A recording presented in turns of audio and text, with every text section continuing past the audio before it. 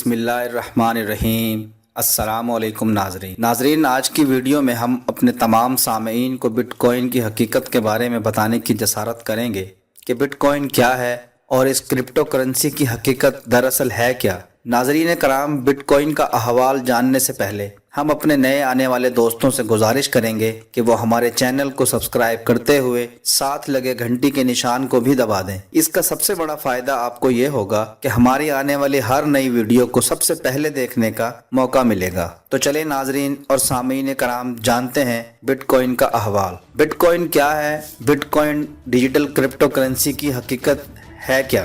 But coin ایک digital currency ہے جس کا وجود صرف انٹرنیٹ تک محدود ہوتا ہے۔ اس کا کوئی جسمانی وجود نہیں ہوتا۔ بٹ کوائن کمانے یا حاصل کرنے میں کسی شخص یا کسی بینک کا کوئی اختیار نہیں ہوتا۔ یہ مکمل آزاد کرنسی ہوتی ہے جس کو ہم اپنے کمپیوٹر کی مدد سے خود بھی بنا سکتے ہیں۔ بٹ کوائن کرنسی کے پیچھے نہ تو کوئی طاقتور ادارہ ہے اور نہ ہی کوئی مرکزی بینک، اور نہ ہی اب تک کسی حکومت نے اسے جائز کرنسی قرار دیا ہے۔ لیکن اس کے باوجود بٹ کوائن دن دگنی اور رات چگنی ترقی کر رہا ہے اور دنیا میں بہت سی جگہوں پر یہ استعمال میں لائی جا رہی ہے۔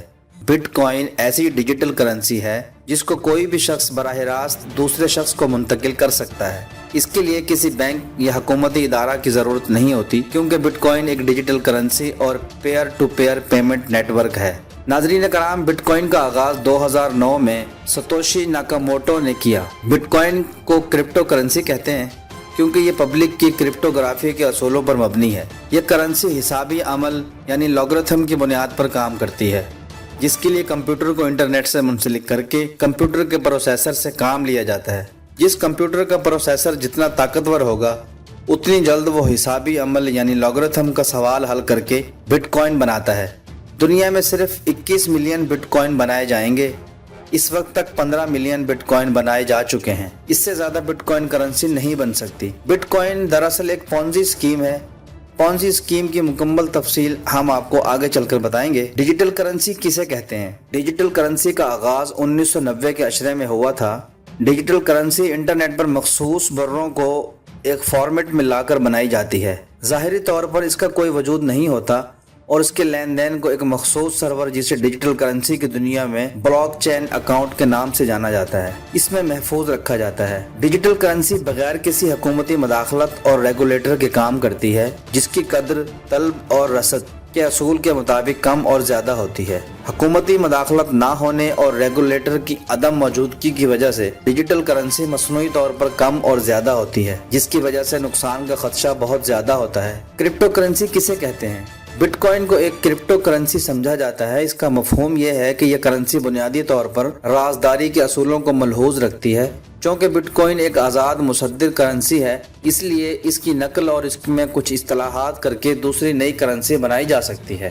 اس وقت تمام موجود کرپٹو کرنسیاں بٹ کوائن کی طرح ہی کام کرتی ہیں۔ اس وقت انٹرنیٹ پر 60 کرپٹو کرنسیاں موجود ہیں، جن میں سے چند ایک کرپٹو کرنسیاں یہ ہیں: Litecoin, Paracoin, Feathercoin, Worldcoin, Mooncoin, digital coin وغیرہ۔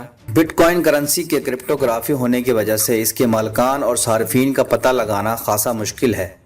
اس وجہ سے اس کا غیر قانونی استعمال بھی کیا جا سکتا ہے۔ چین میں یوان کے ساتھ بٹ کوائن کی فروخت پر پابندی ہے۔ نیز بٹ کوائن کی منڈیاں یعنی ایکسچینجز کے لیے بینک اکاؤنٹ رکھنے کی اجازت نہیں ہوتی۔ ڈیجیٹل کرنسی بنانے کو کرپٹو کرنسی مائننگ کہتے ہیں۔ بٹ کوائنز کمپیوٹر کے ذریعے حسابات سے پیدا کیے جاتے ہیں، جس کو مائننگ کہتے ہیں۔ یہ کام مائنرز انجام دیتے ہیں۔ کرپٹو کرنسی مائننگ کی اصطلاح اس کام کے لیے استعمال کی جاتی ہے جس کی بدولت ہمارا کمپیوٹر کسی بھی کرپٹو کرنسی کو کھود نکالتا ہے۔ کرپٹو کرنسی حسابی عمل لاگرتھم کی بنیاد پر کام کرتی ہے۔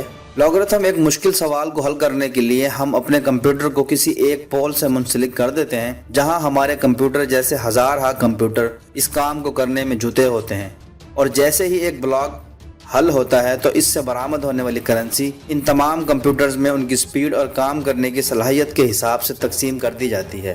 ڈالر، یورو بمقابلہ bitcoin. Bitcoin currency کا دیگر رائج کرنسیوں مثلاً ڈالر، یورو اور روپے سے موازنہ کیا جائے تو یہ بات سامنے آتی ہے کہ بٹ کوائن مکمل طور پر ایک ڈیجیٹل کرنسی ہے جس کا وجود محض انٹرنیٹ تک محدود ہے۔ خارجی طور پر اس کا کوئی جسمانی وجود نہیں۔ بٹ کوائن کرنسی کے پیچھے کوئی طاقتور مرکزی ادارہ مثلاً مرکزی بینک ہے اور نہ ہی کسی حکومت نے اسے جائز کرنسی قرار دیا ہے۔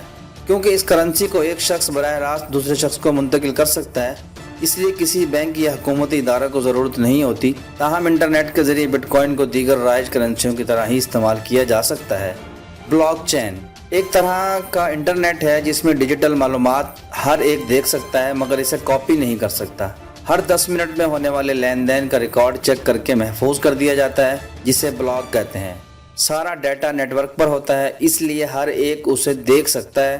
سمجھا جاتا ہے کہ بٹ کوائن کے لین دین کا ریکارڈ کسی کو معلوم نہیں ہو سکتا، مگر ایسا نہیں ہے۔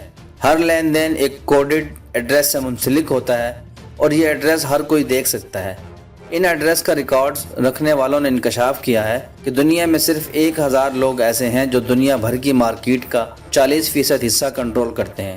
ایسے لوگوں کو بٹ کوائن ویل کہا جاتا ہے۔ بٹ کوائن کی چوری بھی ہو سکتی ہے۔ بٹ کوائن کی سیکورٹی کے بارے میں لاتعداد دعوے کیے جاتے ہیں، لیکن ماہر ہیکرز بٹ کوائن ایکسچینج سے بڑی مالیت میں بٹ کوائن چرانے میں کامیاب رہے ہیں۔ ڈیجیٹل کرنسی میں کسی بینک کی مداخلت نہیں ہوتی۔ دنیا کے کچھ شہروں میں اب بٹ کوائن سے بہت ساری چیزیں خریدی جا سکتی ہیں۔ دنیا میں تقریباً 200 سے زائد کمپنیاں بٹ کوائن میں اپنا کاروبار کر رہی ہیں۔ فروری 2015 تک 1 لاکھ سے زائد مرچنٹس نے بٹ کوائن میں سرمایہ کاری کی۔ اس وقت مارکیٹ میں 16 ملین بٹ کوائنز گردش کر رہے ہیں، جس کی مارکیٹ ویلیو $315 بلین سے تجاوز کر گئی ہے، جو ڈزنی، والمارٹ اور ویزا کی ویلیو سے زیادہ ہے۔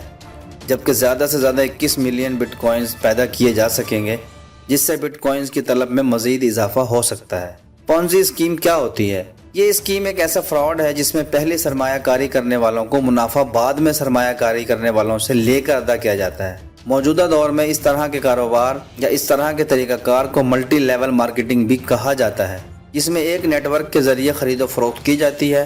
1920 میں اٹلی کے ایک شخص چارلس پونزی نے اس طرح کی ایک اسکیم شروع کی تھی، جس کے بعد سے اب تک اس طرح کا فراڈ کرنے والے شعوری یا غیر شعوری طور پر چارلس پونزی کا طریقہ کار کو ہی اپناتے ہیں۔ ناظرین، اس ویڈیو میں ہم نے کوشش کی ہے کہ آپ کو بٹ کوائن کے بارے میں مکمل معلومات فراہم کی جائیں۔ اب بٹ کوائن میں سرمایہ کاری کرنا یا نہ کرنا آپ کا اپنا فیصلہ ہے۔ آپ کو اندازہ ہو گیا ہوگا کہ بٹ کوائن فراڈ ہے یا کہ حقیقت۔ اس ویڈیو سے متعلق اگر کوئی چیز آپ کی سمجھ میں نہیں آئی ہے یا آپ مزید معلومات حاصل کرنا چاہتے ہیں تو آپ ہمیں کامنٹس کر سکتے ہیں۔ اگر آپ کو یہ ویڈیو اچھی لگی ہو تو اسے سوشل میڈیا پر ضرور شیئر کریں تاکہ آپ کے دوست احباب کی بھی بہتر طور پر رہنمائی ہو سکے۔ ناظرین، ہم امید کرتے ہیں کہ آپ ہماری ویڈیو کو پسند کریں گے۔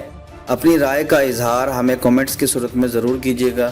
ہمیں آپ کی رائے کا انتظار رہے گا۔ آپ لوگوں نے ہمیں اتنا وقت دیا۔ اللہ حافظ۔